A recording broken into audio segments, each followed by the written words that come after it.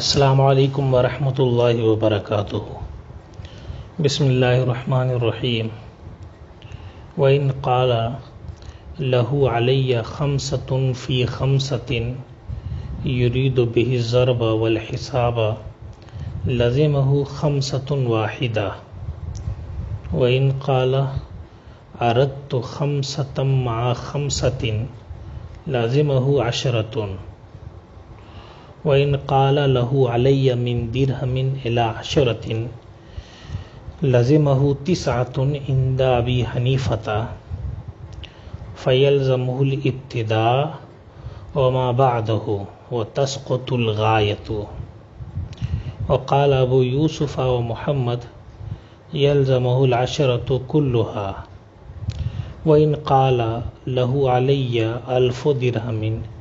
من ثمن عبد اشتريته منه ولم أقبضه فإن ذكر عبدا بعينه قيل للمقر له إن شئت فسلم العبد وخذ الألف وإلا فلا شيء لك عليه وَإِنْ قَالَ لَهُ عَلَيَّ أَلْفٌ مِّن ثَمَنِ عَبْدٍ وَلَمْ يُعَيِّنْهُ لَزِمَهُ الْأَلْفُ فِي قَوْلِ أَبِي حَنِيفَةَ وَلَوْ قَالَ لَهُ عَلَيَّ أَلْفٌ مِّن ثَمَنِ خَمْرٍ أَوْ خِنْزِيرٍ لَزِمَهُ الْأَلْفُ وَلَمْ يُقْبَلْ تَفْسِيرُهُ وَلَوْ قَالَ لَهُ عَلَيَّ أَلْفٌ مِّن ثَمَنِ مَتَاعٍ وَهِيَ ضُيُوفٌ وقال المقر له جیاد لزمه الجیاد فی قول ابی حنیفة وقال ابو یوسف ومحمد ان قال ذلك موصولا صدق وان قاله مفصولا لا يصدق ومن اقر لغیره بخاتم فله الحلقة والفص وَإِنْ أَقَرَّ لَهُ بِسَيْفٍ فَلَهُ النَّصْلُ وَالْجَفْنُ وَالْحَمَائِلُ وَإِنْ أَقَرَّ لَهُ بِحَجَلَةٍ فَلَهُ الْعِيدَانُ وَالْكِسْوَةُ وَإِنْ قَالَ لِحَمْلِ فُلَانٍ عَلَيَّ أَلْفٌ فَإِنْ قَالَ أَوْصَى بِهِ لَهُ فُلَانٌ أَوْ مَاتَ أَبُوهُ فَوَرِثَهُ فالإقرار صحیح وإن أبهم الإقرار لم يصح عند أبي يوسف وقال محمد يصح وإذا أقر بحمل جارية أو حمل شاة لرجل صح الإقرار ولزمه۔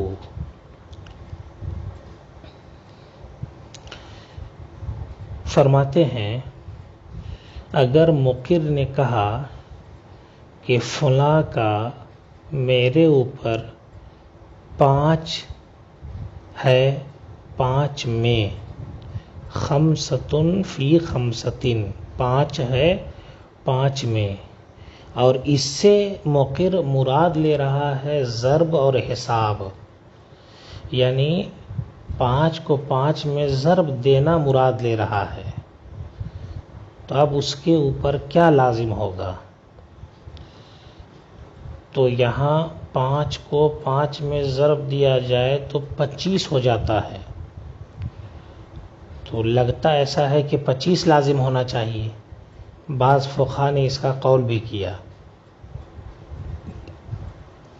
لیکن امام اعظم کے نزدیک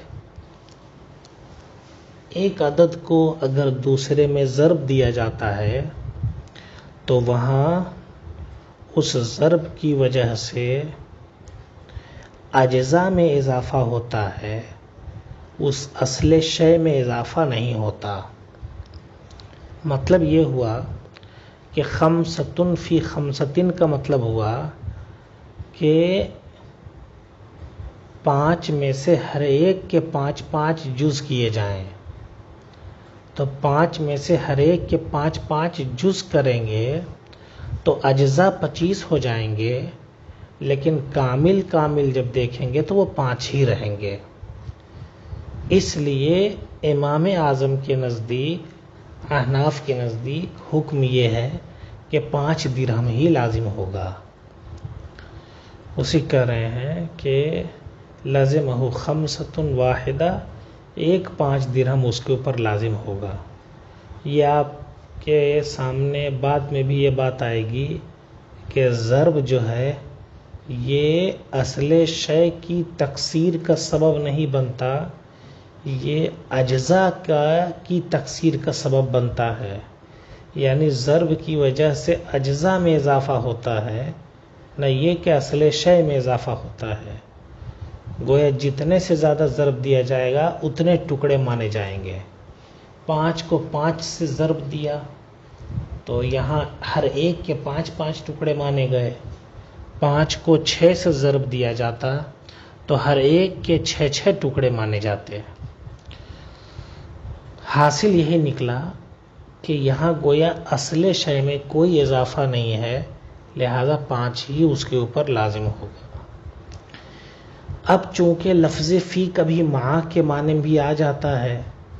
لہذا اگر بولنے والا یعنی مقر کہتا ہے کہ میں نے خمسۃ فی خمسۃ سے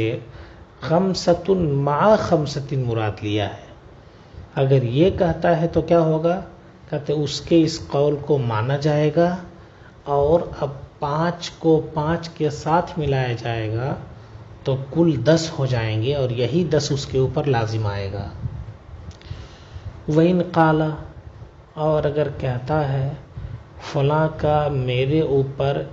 1 درہم سے 10 درہم تک لازم ہے،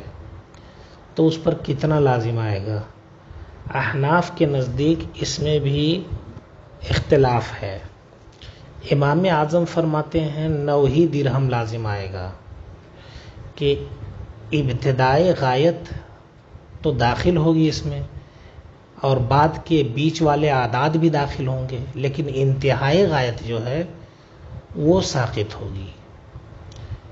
جیسے ہم بولتے ہیں اس بندے کو 10 سے 20 کے درمیان دے دو، تو 10 سے 20 کے درمیان کا مطلب یہ ہوتا ہے کہ 10 بھی دے سکتے ہو، 12 بھی دے سکتے ہو، 13 14 15 18 19 بھی دے سکتے ہو، لیکن 20 نہیں دے سکتے، کیونکہ 20 کے درمیان اسی وقت ہوگا جب 20 کے نیچے رہے گا. ہمارے عرف میں بھی یہ بولا جاتا ہے. تو اسی طور پر امام اعظم نے فرمایا کہ ابتدائی غایت چونکہ شروع ہے یہاں تو اس کو تو رہنا ہی رہنا ہے، لیکن انتہائی غایت یہ اس میں داخل نہیں ہوگا، تو 9 درہم اس پر لازم آئیں گے. اور امام ابو یوسف اور امام محمد فرماتے ہیں اس پر 10 درہم لازم آئے گا ٹوٹل، کیونکہ ان کے نزدیک جب غایت اور مغیّر دونوں ایک جنس کے ہوں تو ایسی صورت میں ایک دوسرے کے تحت داخل ہوتے ہیں، غایت مغیّر کے تحت داخل ہوتی ہے. تو 9 بھی عدد ہے اور 10 بھی عدد ہے، تو اگر 10 کو غایت بنائے ہیں تو وہ 9 کے ساتھ داخل ہو کر کے شامل ہو جائے گا اور 10 مراد لیں گے. وَإِنْ قَالَ، اور اگر کہا لَهُ عَلَيَّ أَلْفُ دِرْهَمٍ مِّن ثَمَنِ عَبْدٍ اشْتَرَيْتُهُ مِنْهُ وَلَمْ أَقْبِضْهُ، کیا کہتا ہے فلاں کا میرے اوپر 1000 درہم ہے. اتنے ہی بول کے چپ نہیں ہوا، لیکن بلکہ یہ بھی بتا دے رہا ہے کہ یہ درہم کس چیز کا ہے. تو کہا من ثمن عبدٍ، اس غلام کی قیمت کا 1000 ہے جس کو میں نے اس سے خریدا ہے، لیکن ابھی غلام پر میں نے قبضہ نہیں کیا ہے. کیا کہا کہ میں نے زید کا میرے اوپر 1000 درہم ہے، اس غلام کی قیمت جس کو میں نے زید سے خریدا ہے لیکن ابھی وہ زید ہی کے پاس ہے، میں نے اس کا پر قبضہ نہیں کیا ہے. تو گویا یہاں غلام کا ذکر معین طور پر ہوا. تو کہتے ہیں فَإِن ذَكَرَ عَبْدًا بِعَيْنِهِ، اگر معین غلام کو ذکر کرتا ہے قیل للمقر لہو، اور وہ غلام ابھی زید کے پاس ہے جو مقر لہو ہے، تو مقر لہو سے کہا جائے گا کہ ان شئت فسلم العبد وخذ الالفا، تمہیں اختیار ہے، اگر تم چاہو تو غلام اس کے حوالے کر دو اور 1000 اس سے لے لو، کیونکہ اس نے قبض اقرار کیا ہے۔ وَإِلَّا فَلَا شَيْءَ لَكَ عَلَيْهِ، اور اگر تم چاہو تو غلام نہ اس کو سپرد کرو تو تم کو 1000 بھی نہیں ملے گا، ورنہ تمہارے لیے کوئی چیز نہیں ہے اس کے اوپر، یعنی اگر تم غلام نہیں دو گے تو اس کے اقرار کا اعتبار نہیں کیا جائے گا، کیونکہ یہ اقرار مطلق نہیں ہے، یہ اقرار کسی چیز کے بدلے میں ہے، تو جب تک بدل پر اس کا قبضہ نہیں ہوگا تب تک اس اقرار کا کوئی اعتبار نہیں ہوگا۔ وَإِنْ قَالَ، اب اگر یہاں غلام معین طور پر ذکر کیا تھا تو یہ حکم تھا، اب اگر مطلق ذکر کرے اور کہے لہو علیہ الف من ثمن عبد، فلاں کا میرے اوپر 1000 ہے غلام کی قیمت، ولم یعینہ، اور غلام کو معین نہیں کیا ہے نا، لازمہ الالف، تو اب 1000 لازم آ جائے گا امام اعظم کے نزدیک، اور اس کے یعنی غلام کو واپس کرنے، غلام کے بارے میں کوئی ذکر نہیں کیا جائے گا مقر لہو کے سامنے، یعنی مقر لہو کو یہ نہیں کہا جائے گا کہ بھائی غلام اس کو سپرد کر دو تب 1000 ملے گا، بلکہ اس کو 1000 دینا لازم ہوگا۔ اس لیے کہ آپ خود دیکھیے یہاں پر کیا ہے کہ مطلق ذکر کیا ہے، لہو علیہ الف من ثمن عبد، غلام کی قیمت مطلق ذکر کیا ہے کہ میرے اوپر فلاں کا 1000 ہے غلام کی قیمت، تو ظاہر سی بات ہے فلاں کا 1000 میرے اوپر آنا اس کی کوئی نہ کوئی وجہ ہوگی، یا تو میں نے قرض لیا ہوگا یا تو جو صورت ہوگی، تو اسی میں سے ایک صورت کا ذکر کر دیا اس نے کہ غلام کی قیمت ہے، ٹھیک ہے، لیکن غلام متعین نہیں کیا تو مانا جائے گا کسی غلام کی قیمت رہی ہوگی، لیکن اس نے اقرار کیا ہے تب اس پر لازم ہو گیا، اسی لیے کہتے ہیں امام اعظم کے نزدیک 1000 دینا لازم ہوگا۔ ولو قال، اور اگر کہتا ہے لہو علیہ الف من ثمن خمر او خنزیر، ہے نا، اس نے کہا میرا فلاں کا میرے اوپر 1000 ہے شراب کی قیمت یا خنزیر کی قیمت، تو کیا حکم ہوگا؟ فرماتے ہیں امام اعظم کے نزدیک 1000 دینا اس پر لازم ہو جائے گا، اور اس 1000 کی جو وضاحت کی ہے کہ وہ 1000 کس چیز کے بدلے میں ہے، اس وضاحت کا اعتبار نہیں ہوگا۔ وجہ اس کی کیا ہے کہ اس نے کہا میرے اوپر فلاں کا 1000 ہے، تو مال کا اقرار کر لیا اس نے، اب کہتا ہے شراب کے بدلے میں ہے، تو شراب تو مال ہے ہی نہیں، تو گویا یہ اقرار سے رجوع کرنا ہوا، یعنی مال کا اقرار کرنے کے بعد مال کی نفی کر رہا ہے، اس کا اختیار اس کو نہیں ہے۔ اسی لیے رجوع کے پیش نظر جو ہے امام اعظم کے نزدیک اس کی یہ تفسیر قابل قبول نہیں ہوگی۔ ولو قال لہو علیہ الف من ثمن متاع، اگر کہتا ہے فلاں کا میرے اوپر 1000 ہے سامان کی قیمت، کوئی بھی سامان ہو اس کی قیمت، یا فلاں کا میرے اوپر 1000 ہے جو قرض میں نے لیا تھا، اور ساتھ ہی یہ جوڑ دے رہا وہی ضیوفن، اور وہ جو 1000 میرے اوپر ہے نا وہ سب کھوٹے سکے ہیں، کھرے سکے نہیں ہیں، اور مقر لہو کہتا ہے نہیں جناب وہ تو عمدہ والے ہیں، تو کیا حکم ہوگا؟ امام اعظم کے نزدیک عمدہ سکہ دینا لازم ہوگا۔ کیوں؟ اس لیے کہ لوگ کھوٹے اور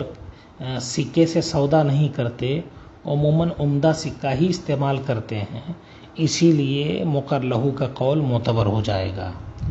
اور صاحبین کہتے ہیں، فرماتے ہیں ان قال ذالک موصولا، اگر وہ متصلاً کہے وہی ضیوفن فوراً تو اس کی تصدیق کی جائے گی، کیونکہ کھرا اور کھوٹا دونوں رائج ہوتا ہے ان حضرات کے نزدیک، دونوں کا اعتبار کیا جائے گا۔ وَإِنْ قَالَهُ مفصولاً، اور اگر یہ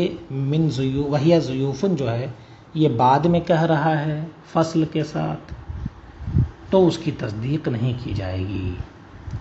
اور اس کو 1000 دینا پڑے گا۔ ومن اقر لغیرہ بخاتم، اب یہاں سے کچھ ایسے اقرار کا تذکرہ آ رہا ہے جس میں ایک چیز کا اقرار گویا کہ کئی چیزوں کے اقرار کو لازم آتا ہے۔ کہتے ہیں کسی نے دوسرے کے لیے انگوٹھی کا اقرار کیا کہ فلاں کی مجھ پر فلاں کی انگوٹھی لازم ہے، یہ اقرار کیا، فلہ الحلقۃ والفص، تو اب اس فلاں کو انگوٹھی کا جو دائرہ ہے، حلقہ جو ہے اس کا، اور اس کا نگینہ، یہ دونوں اس کا حق بنے گا، اور اس مقر کی ذمہ داری ہے کہ دونوں اس کے سپرد کرے۔ کیوں؟ اس لیے کہ انگوٹھی انہی دونوں کے مجموعے کا نام ہے، حلقہ اور نگینہ۔ اسی طریقے سے وَإِنْ أَقَرَّ لَهُ بِسَيْفٍ، فلاں کے لیے تلوار کا اقرار کیا، ٹھیک ہے، تو تلوار عموماً ننگی نہیں رکھی جاتی ہے، بلکہ اس کو نیام میں رکھا جاتا ہے، اور ساتھ ہی ساتھ اس کو جو پٹا ہوتا ہے اس میں اس کے ساتھ جوڑ کے رکھا جاتا ہے ٹانگنے کے لیے۔ تو اب یہاں گویا اگر تلوار کا اقرار کرتا ہے تو گویا 3 چیزیں ایک ساتھ شامل ہوں گی۔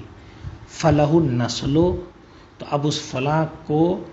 لوہے کا پھل بھی ملے گا، مطلب تلوار کا دھار والا حصہ جو لوہے کا ہے یہ بھی اس کو ملے گا۔ ایک چیز اور جوڑ دیجئے، دستہ، جو دستہ ہے تلوار کا وہ بھی اس کو ملے گا۔ والجفن، اور اس کا جو کیا بولتے ہیں میان ہے، تلوار کی نیام، تو وہ بھی اس کا حق پہنچتا ہے، اس کے لیے ثابت ہو جائے گا۔ والحمائل، اور جو پرتلا ہے جس کے ذریعہ لٹکایا جاتا ہے نا، تو وہ بھی اس کو دینا پڑے گا، اس کے ذمے لازم آئے گا۔ کیوں؟ اس لیے کہ تلوار کا نام اسی مجموعے پر بولا جاتا ہے اور یہ سب اس کے ساتھ شامل ہوتے ہیں۔ اسی طریقے سے آگے فرماتے ہیں اگر اقرار کیا فلاں کے لیے ڈولی کا، حجلہ سجے سجائے کمرے کو بولتے ہیں، آپ نے حجلہ عروسی سنا ہوگا، دلہن کا کمرہ، تو ڈولی ہے، سجا سجایا کمرہ ہے، سب کے لیے لفظ استعمال ہوتا ہے نا۔ یہاں دیا ہے بیت یبنى للعروس، ہے نا۔ اگر فلاں کے لیے ڈولی یا پھر کیا بولتے ہیں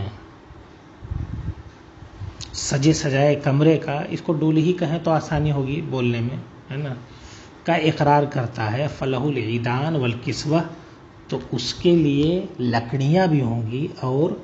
چادر بھی ہوگی، پردہ بھی ہوگا۔ مطلب یہ ہے کہ وہ ڈولی لکڑیوں کے ساتھ بنتی ہے، جیسے وہ کمرہ اسی ساتھ بنتا ہے اور پردے اس میں لگے رہتے ہیں، تو یہ سب چیزیں اس کو دینی لازم ہوں گی۔ ان سب کے مجموعے